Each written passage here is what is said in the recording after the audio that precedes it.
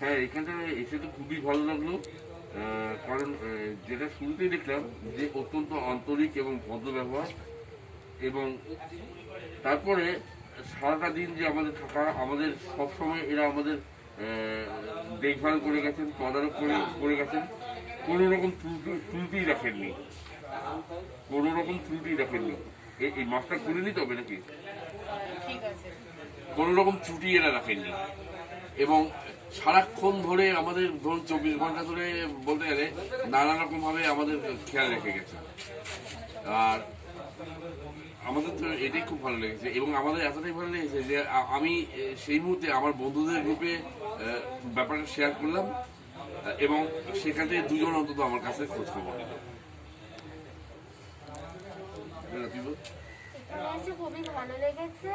আপনাদের সবাইকে অনুরোধ করবো এখানে আসতে আর এনজয় করতে।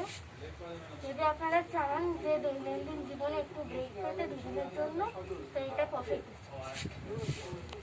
ভীষণ ভীষণ ভালো। এখান বলতে ঝিনুক ক্যাম্প, আর কোথাও নয়, মৌসুমী আইল্যান্ডের ঝিনুক ক্যাম্প। আমি কিন্তু ইউটিউব দেখেই প্রথমে দেখেছিলাম। আমার খুব সন্দেহ ছিল ফ্যামিলি নিয়ে আসতে পারবো কিনা।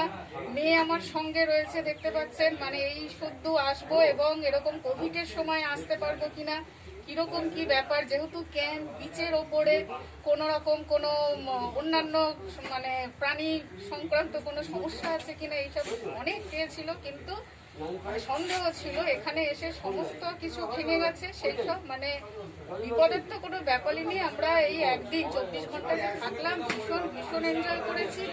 এবং এখানে সেটা তো আমার হাজব্যান্ড বললেন, স্টাফেদের ব্যবহার থেকে শুরু করে খাওয়া দাওয়া এক্সেলেন্ট। মানে মাছ, চিংড়ি, মাংস, হ্যাঁ, একসঙ্গে লাঞ্চে, এরকম বোধহয় আর কোনো ক্যাম্পে এরকম মানে ব্যবস্থা নেই। তার সঙ্গে বারবিকিউ থেকে শুরু করে সবই, মানে রান্না বান্না ভীষণ ভালো। তারপরে পরিষ্কার পরিচ্ছন্ন, ঘর দৌড় বা টেন্ট পরিষ্কার পরিচ্ছন্ন, যখন যেটা দরকার, জল থেকে, ফ্যান থেকে, লাইট থেকে, কোথাও কোনো কিছু অসুবিধা হয়নি। মানে সবাইকে বলবো, মানে একদিন একটা অ্যাডভেঞ্চারের জন্য, হ্যাঁ, এটা কোনো 5 স্টার টেন্ট নয় যে একটা টেন্ট এবং সেখানে 5 স্টারের বন্দোবস্ত, কিন্তু দৈনন্দিন জীবনযাপনের জন্য যতটুকু দরকার পরিষ্কার পরিচ্ছন্ন বিজ্ঞানসম্মতভাবে সেইটুকুর মানে বন্দোবস্ত হয়েছে এই রিমোট একটা আইল্যান্ডে।